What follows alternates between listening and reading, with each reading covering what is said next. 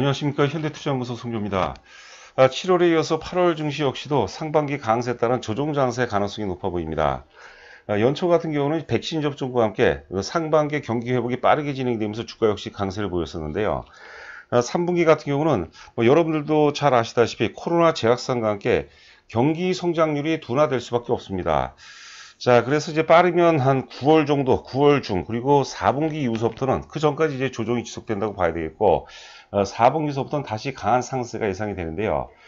아마도 4분기 강세는 삼성전자라든가 현대차가 이제 그 상세를 주도하면서 지수를 리드할 가능성이 높지 않을까 생각됩니다.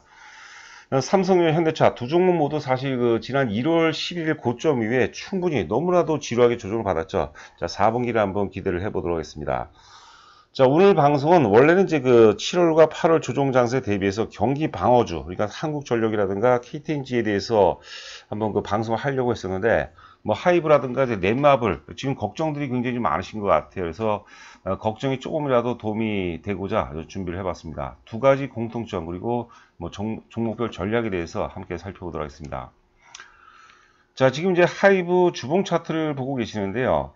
기본적으로 이제 그 지수가 조정을 받으면서 이제 같이 좀 조정을 받고 있는데, 사실은 그 6월 초반에 가파른 상승을 보이면서 저점의 길이가 또 체증하고, 그런 어떤 그 타이밍상에서 역사 고점을 돌파할 가능성이 높지 않을까 제가 지금 강조를 많이 해야 되는데, 뭐 사후적으로 보니까 일단은 그 신고점이 이제 대략 한 35만 원이라고 보시면 될 것 같아요. 정확히 34만 7,490원이 되겠는데, 거기에 따른 이제 부담감, 그게 이제 지수 조정과 함께 같이 이제 물리면서 조정을 받고 있는데요.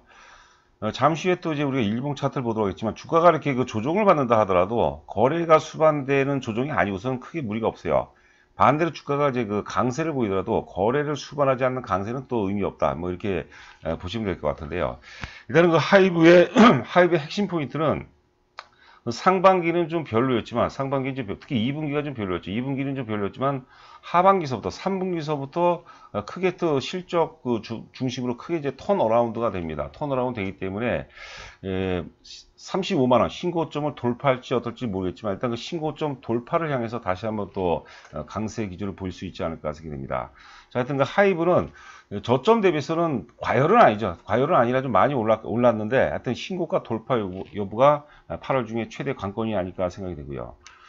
자, 두 번째는 그 넷마블 같은 경우인데, 사실 그 우리가 육안으로 보더라도, 일단 그 하이브 같은 경우는 이제 33만원대까지 올랐죠. 6월 23일 날이 33만원대 최고점이었어요. 그래서 많이 빠졌습니다. 한 달 동안 지금 계속해서 조정을 받고 있는데, 좀 부담스러운 모습이 좀 분위기는 있지만, 넷마블 같은 경우는 오늘 뭐 장중에 3% 가까이도 급락을 하는데 크게 걱정은 좀 안 되는 그런 모습이죠. 왜냐하면 워낙 이제 그 옆으로 횡보 조정을 많이 했기 때문에 기반이 있습니다. 기반이 또 우리가 의식하든 안 하든 저점 매수 기반이 상당히 왕성하다 이렇게 보시면 될 것 같고, 뭐 계속해서 우리가 매수 관점으로 접근해 볼 필요가 있지 않나 생각됩니다. 자, 하이브 같은 경우는 이제 신고가 돌파 여부가 지금 당장은 좀 뭐 불가능해 보일 것 같지만, 또 주가가 강세로 한번 전환되면 웬만해서 잘 안 빠지거든요. 그러니까 하이브 같은 경우는 이제 신고가 돌파 여부가 8월 달에 포인트가 될 것 같고, 넷마블 같은 경우는 이제 신고가 돌파는 아니죠. 일단 신고점까지 회복 여부. 지금 이제 대략 한 뭐 14만원 좀 안 되게 거리가 되고 있는데, 20만원대까지, 20만원이 최고점이 20만 4,500원이거든요. 근데 20만 4,500원이 앞전 신고점 혹은 전고점이자 역사적 최고점입니다. 역사적 최고점 돌파 여부는 나중에 또 고민하다가 또 1차적으로는 20만원대까지 진입 여부가 최고였던 그 포인트가 아닌가 생각됩니다. 저는 뭐 된다고 보거든요. 지금 이제 두 가지 공통점이 있는데, 두 개 모두가 사실 그 과열이 안 나왔더니, 과열이 뭐 카카오라든가 이런 것들은 이제 누가 보더라도 과열이 나왔는데, 뭐 하이브도 상승 추세상에는 있었지만 전혀 과열이 안 나왔죠. 왜냐면 과열이 나오려면 이게 저점의 기울기가 가파르게 체증이 돼야 되는데 체증이 안 됐습니다. 6월 중에 저점의 기울기가 체증할 가능성이 좀 굉장히 있어 보이는데, 다시 또 추세 선상이 좀 와 있다고 이제 봐야 될 것 같고, 넷마블 같은 경우는 아직 시작도 안 했죠. 바닥권이기 때문에 하여튼 그 조정 장세 속에서도 굉장히 어떤 그 메리트를 갖고 있지 않나 생각합니다. 하여튼 첫 번째 공통점이 뭐냐면, 두 종목 모두가 과열 신호가 전혀 안 나왔고, 두 번째는 뭐냐면, 상반기에는 좀 부진했으나 좀 별로였으나 하반기의 하반기 실적이 많이 밀집이 되어 있습니다. 그리고 또 하나 공통점 찾으려면 내년도 실적 굉장히 좋죠. 잠시 후에 살펴보도록 하겠습니다.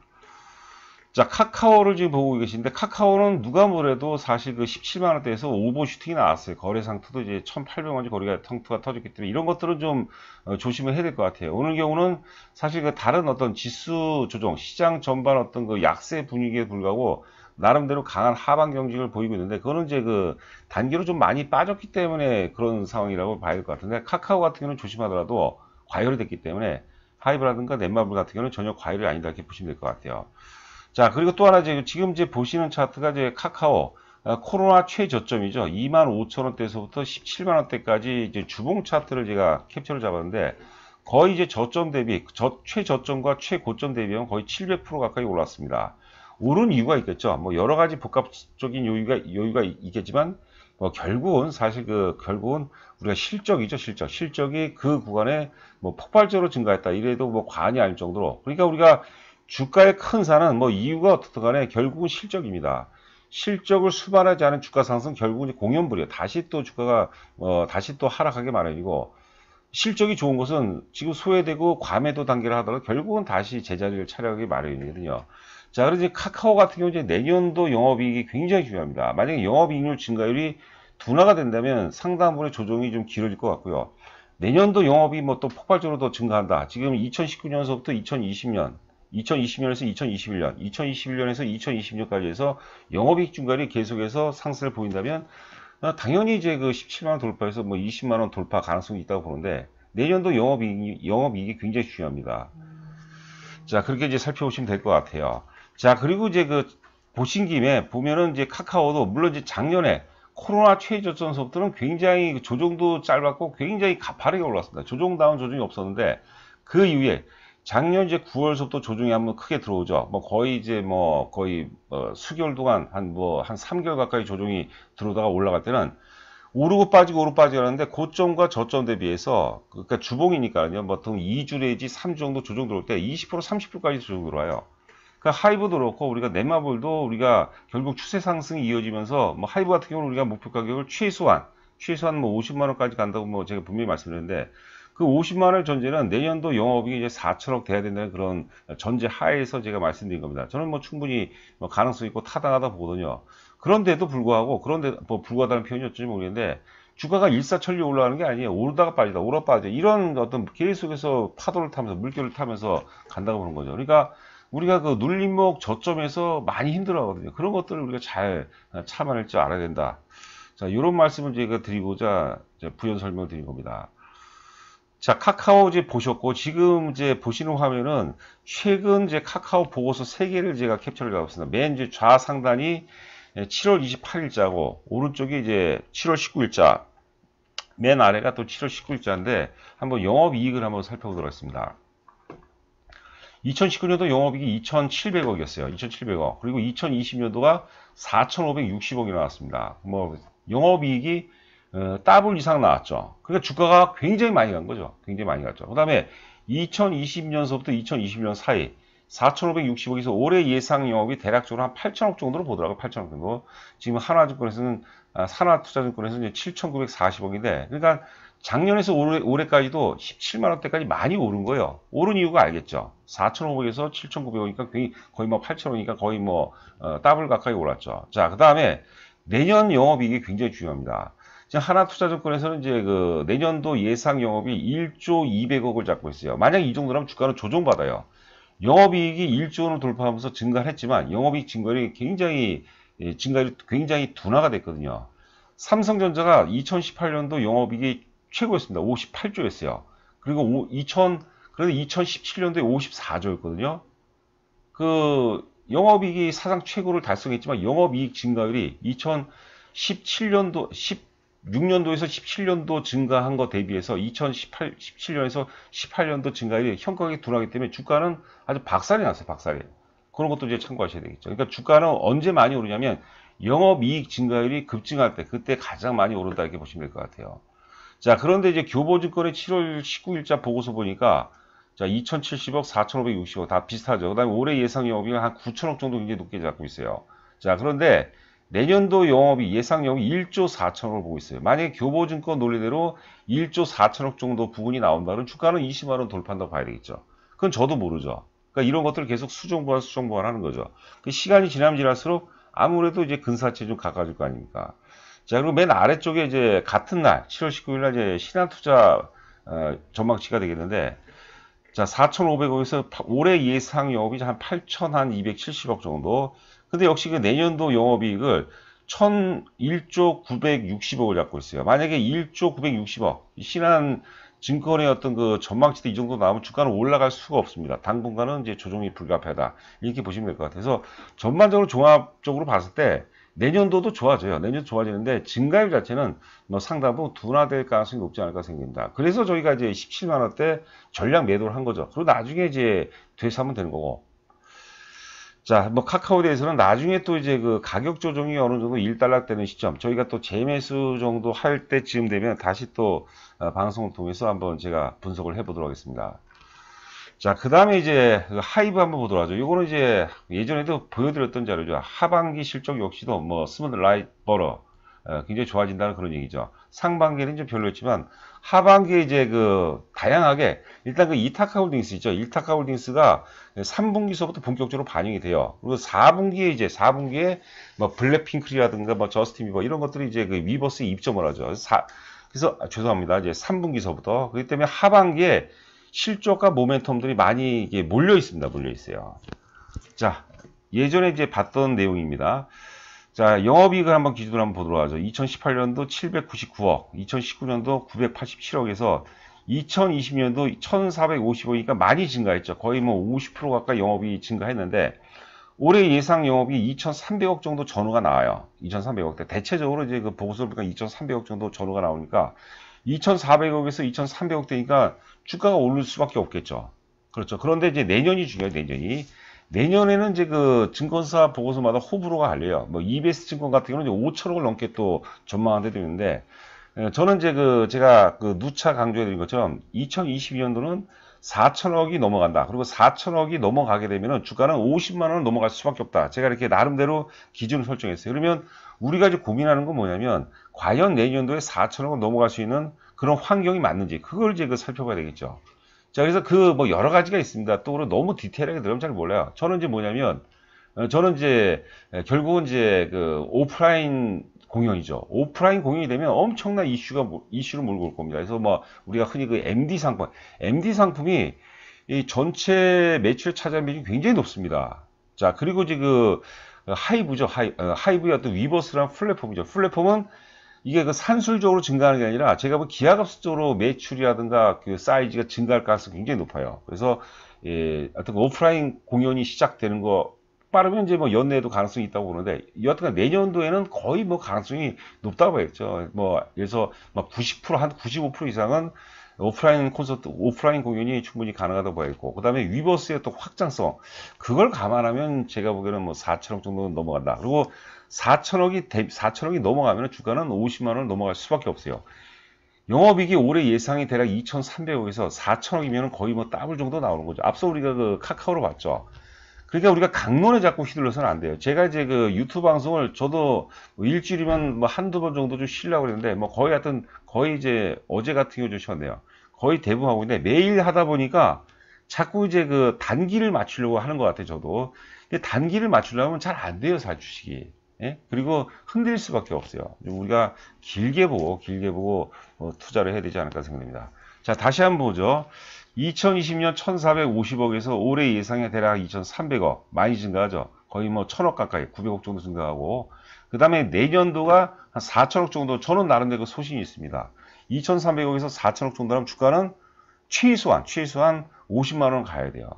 거기에 대해서 연구해서 여기 의심이 가는 분들은 사면 안 되겠죠. 그건 또 주식을 팔아야 될 것이고, 이게 여기에 의심이 없고 공감을 하신 분이라면 끌고 가야죠. 이런 잔파에 우리가 흔들려서는 안 된다 이거죠. 제가 하이브를 얘기하면서, 하이브 뭐 회원분들 아시겠지만 저희 회사 핵심 주력주 중에 주력주예요. 그렇죠?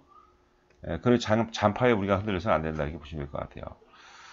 자, 이 보시는 그림은 넷마블입니다. 넷마블. 요것도 이제 어젠가 제가 또 말씀을 드렸던 것 같아요. 하여튼 최근 보고 꾸준한 신작 성과는 동사의 경쟁력이다. 역시도 상반기에 좀 별로였는데 하반기에 이제 매출이 집중이 돼 있죠. 넷마블의 이제 두 가지 포인트는 이제 가치 주면서 성장 주는 겁니다. PBR이 2.0배가 안 돼요. 보통 이제 게임주들 전반이 지금 그 주요 게임 업체를 얘기하는 거죠. NC소프트라든가 뭐 카카오 게임즈, 뭐 펄어비스 뭐 이런 것들을 얘기하는 거죠. 이런 것들의 그 평균 PBR이 4배에서 한 6배 정도까지가 됩니다. 4배, 6배까지. 근데 넷마블도 사실 그 베스트는 아니죠. 베스트라고 볼 수는 없겠지만 그래도 상위 게임사인데 PBR이 2.0배가 안 된다는 것은 굉장한 메리트라고 봐야 될 것 같아요. 보유 유가증권이 굉장히 많습니다. 하이브 지분도 많이 갖고 있고 카카오 게임즈도 갖고 있고 코웨이도 갖고 있고 또 여기는 빠졌는데 NC소프트도 많이 갖고 있습니다. 그래서 하반기에 매출이 집중되는데 왜냐하면 이제 제2의 나라를 이제 6월에 출시했는데 이게 이제 상반기에는 비용만 들어가는 거죠. 투자만 했는데 상반기는 이렇게 실적이 부진할 수밖에 없어요. 거기다 막 마케팅 비용 등등 해서 이제 만들어가는데 하반기에 이제 상반기에 투자한 게 이제 하반기에 본격적으로 이제 투자 회수 안에 진입하는 거죠. 그러니까 실적이 좋아질 수밖에 없겠고 3분기서부터 당장 자, 그다음에 신작 라인업이 있다는 거죠. 신작 라인업이 주요 게임이 이제 그 5개가 있습니다. 거기에 이제 BTS 드림이 있어요. 지금 이제 넷마블의 그 대표가 방준혁 씨입니다. 방준혁 대표인데 방준혁 대표는 방시혁 의장, 하이브 방시혁 의장이 사촌 형님이에요. 자, 그렇게 보시면 될 것 같고. 자, 영업이익 한번 보도록 할까요? 2019년도 2030억, 2020년 2700억, 2720억이라는데 그 저희가 이제 그 작년에 넷마블을 이제 9만 원대 중후반에 추천해서 20만 원에 정확히 매도를 했어요. 100% 올라갔는데 그 근거가 뭐냐? 2030억에서 2700억이죠. 2700억 실적이 급증했기 때문에 뭐 급증한 거 이 정도면 굉장히 급증한 겁니다, 여러분들. 우리가 카카오 같은 경우 막 영업이 따블라고 그러니까 뭐 그거는 이제 급증이라기보다는 이제 폭발적으로 증가했다고 봐야 될 것 같아요. 자, 2020년에서 2021년 사이에 어떤 일이 있었는지 한번 보죠.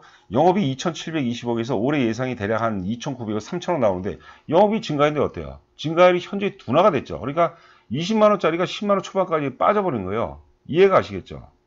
자, 그런데 내년도 예상 영업 내년도 4200억입니다. 2900억짜리가 4200. 물론 이제 하이브에 비해서 증가율은 둔화되지만 그 뭐라 그럴까요? 하여튼 경천 동지할 정도로 급수가 들죠. 개수가 2자리 숫자에서 4자리 숫자를 넘어가는 거죠. 이러면 주가가 올라갈 수밖에 없어요. 내년도 예상 영업이 4천억이 된다면 20만 원은 무조건 넘어가요. 무조건. 4천억이 넘어간다면. 그래서 4천억이 넘어갈 수 있는 환경을 봐야 돼요. 환경을. 그래서 그것을 이제 계속해서 우리가 수정보완되면서 못 미칠 것 같다면 이제 우리가 포지션을 좀 줄이고 넘어갈 것 같다면 좀 늘려야 되겠죠. 그런 전략이 뭐 바람직하다 이렇게 보시면 될 것 같아요. 자, 하이브 오늘 좀 기분이 좀 안 좋습니다. 사실 그 그림으로 봐서는 추세 지지선이 좀 깨지는 날이에요. 그렇죠? 어떤 분이 얘기를 하시더라고요. 저도 물론 계속해서 추적을 보고 있는데, 그러니까 제가 추세선을 그려보니까 추세가 좀 깨지는 그런 모습인데, 여하튼 간에 거래가 아래 이제 거래량 표시했는데 거래가 없기 때문에 의미는 없어요. 데미지가 없다는 거죠. 근데 제일 중요한 것은, 지난번에 이제 블락딜 할 때죠, 블락딜. 블락딜 할 때 당시 저가가 장중 28만 6,500원을 이제 기억하고 있는데, 그 정도, 대략 29만원 정도 전후만 지켜주면 크게 무리가 없다 이렇게 보시면 될 것 같아요. 그래서 하이브도 제가 보기에는 오히려 우리가 그 주가를 정확히 상투에서 파는 게 굉장히 어려운 것처럼 정확히 바닥에서 최바닥에 사는 게 거의 불가능한 거죠. 지금 정도면 29만원 정도 초반 혹은 전후 정도 되면 뭐 물려도 행복한 그런 가격대가 아닌가 생각이 됩니다. 그래서 지금 조정기마다 물량을 계속해서 확보해 나가는 전략이 필요하다. 자, 넷마블 같은 거는 뭐 볼 것도 없을 것 같아요. 차트 안에서도 끝내주죠. 20만원 고점 위에 11만원대까지 조정을 받았다가 옆으로 한 10개월 정도 횡보 조정을 보이고 있어요. 월요일날 빠지면 더 좋죠. 왜냐면 이 지루함이 길어지면 길어질수록 매도세가 많이 이탈이 되는 겁니다. 그러니까 수급체계가 오히려 굉장히 강화된다. 자, 하여튼 그 넷마블 우리가 뭐 적극적인 매수 관점으로 접근해 보시기 바랍니다. 자, 회원 가입 관련해서는 자세하게 살펴보시고 입금하시고 휴대폰 전화로 이제 본인 조남을 보내주시면 제가 상세하게 안내해 드립니다. 자, 한 주간도 고생 많으셨습니다. 힘든 장세죠. 7월에 이어서 지금 8월도 그 약세 장세가 지속되고 있는데, 약세 장세라고 무조건 못 가는 거 아니죠. 또 가는 종목들이 충분히 있습니다. 그리고 빠르면 9월, 여하튼 간에 이제 4분기서부터는 굉장히 좋은 흐름이 예상이 됩니다. 자, 하여튼 그 고생 많으셨고, 우리가 특히 이제 그 4분기 연말 랠리에 대비해서 지금은 이제 포트폴리오를 조정기 때 이제 포트폴리오를 좀 재정립하는 그런 어떤 그런 계기로 삼아야 되지 않을까 생각됩니다.